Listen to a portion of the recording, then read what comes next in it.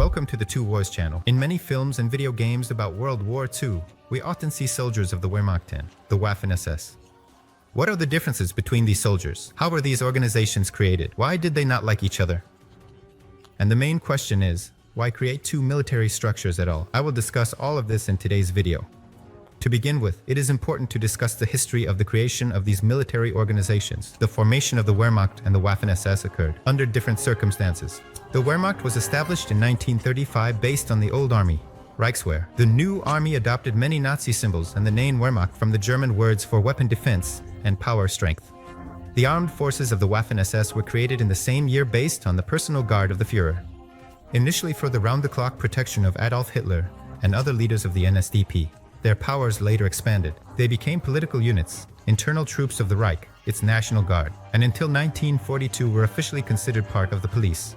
In simple terms, the Wehrmacht is the armed forces of Nazi Germany, created to protect the country from external threats and to conduct foreign policy. The Waffen SS, on the other hand, were initially focused on activities within the country. They were supposed to ensure the security and stability of the ruling regime and the inviolability of the existing state structure.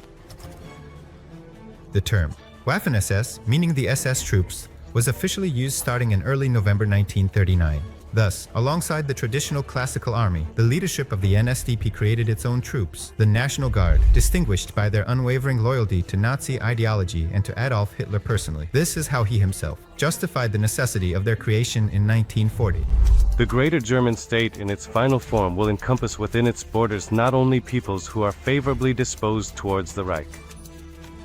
Therefore, it is necessary to create state police forces within the core of the Reich that are capable of representing and maintaining the internal authority of the Reich.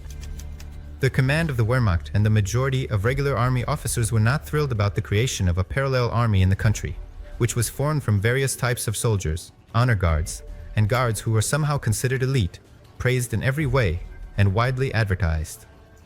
It should be noted that initially the SS units were indeed elite. However, by the end of the war, the Waffen SS included camp guards, Vlasevites, and other collaborators who were armed on a residual basis. In his post-war memoirs, Lost Victories, Erich von Manstein called the very idea of creating the Waffen SS an unforgivable mistake. He noted that after the Waffen SS began to be used on the front lines, they always fell short of the Wehrmacht in accomplishing any tasks and consistently suffered unjustifiably high losses.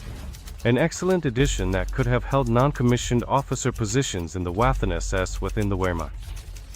They were falling out of action so quickly that it was impossible to come to terms with it. The blood they shed was in no way compensated by the successes achieved.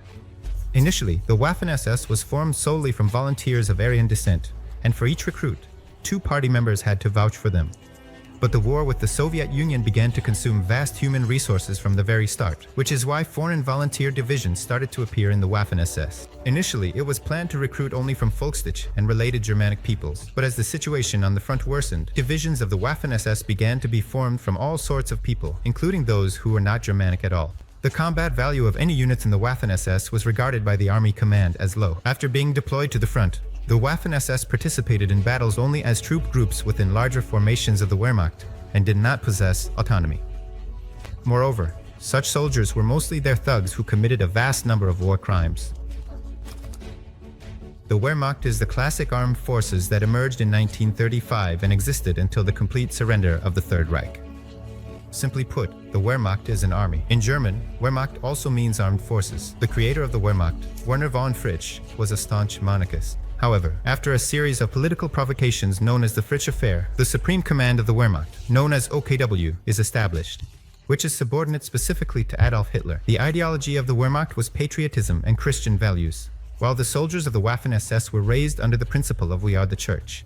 Members of the Waffen SS were expected to be acutely aware of their superiority over people of other nationalities, which is why they were heavily indoctrinated with Nazi ideology, the knowledge and loyalty to which they were required to demonstrate in examinations. And before we move on to the differences between these structures, I ask you to subscribe to my channel and hit the bell so you don't miss the new video.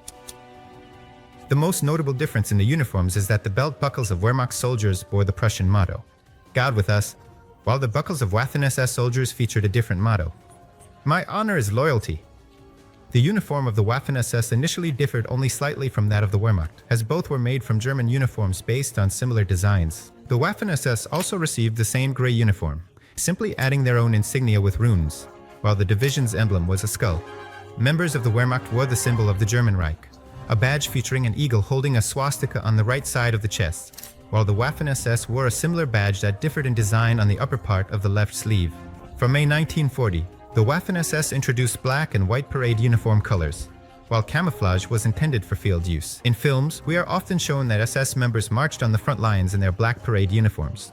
In fact, that was not the case. The Wehrmacht also had camouflage uniforms, but they were used less frequently and differed in color from those of the Waffen SS.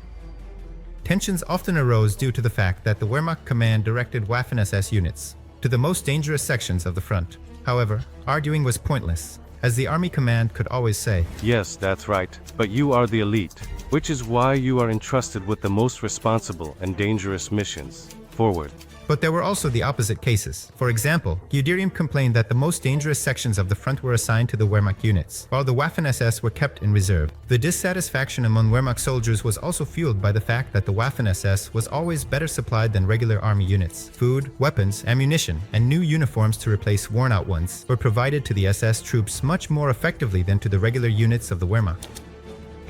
After World War II, the International Tribunal recognized the SS and the Waffen SS as banned organizations, guilty of numerous crimes against humanity. The fact is that during the war, there was regular rotation of personnel between the field units of the Waffen SS and the Einsatzgruppen, which carried out genocidal punitive operations, as well as the guard teams of concentration camps. As a result, the entire personnel of the Waffen SS was accused of war crimes. Although some veterans of the Waffen SS claimed that they only fought on the front lines and never had to serve as punishers or guards of concentration camps. However, it is impossible to verify this claim, although in reality, many units that were part of the Waffen SS were regular soldiers, and crimes against civilians were committed by both Wehrmacht soldiers and Waffen SS soldiers. After the end of World War II, when the new German armed forces of the Bundeswehr of the Federal Republic of Germany were established, former servicemen of the Waffen SS, with the rank of Obergruppenführer or captain, were prohibited from joining.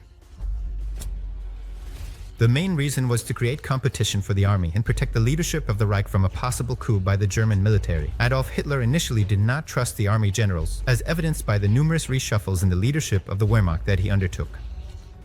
The head of the Wehrmacht, Wilhelm Keitel, was essentially a puppet in the hands of Adolf Hitler. He later wrote about this in his memoirs. After the assassination attempt on the Führer in the summer of 1944, Adolf Hitler only became more entrenched in his distrust of the Wehrmacht. Overall, of course, one cannot refer to the servicemen of the Waffen SS as the same kind of soldiers as those in the Wehrmacht, due to the special status of these troops and their intense indoctrination with Nazi fanaticism, and primarily because of the tasks performed by the Waffen SS, which often went far beyond purely military ones. This refers to the punitive actions of guarding concentration camps. What do you think is the main difference between the Wehrmacht and the Waffen SS? Share your opinion in the comments, give a like, and subscribe to my channel. All of this will greatly help its promotion.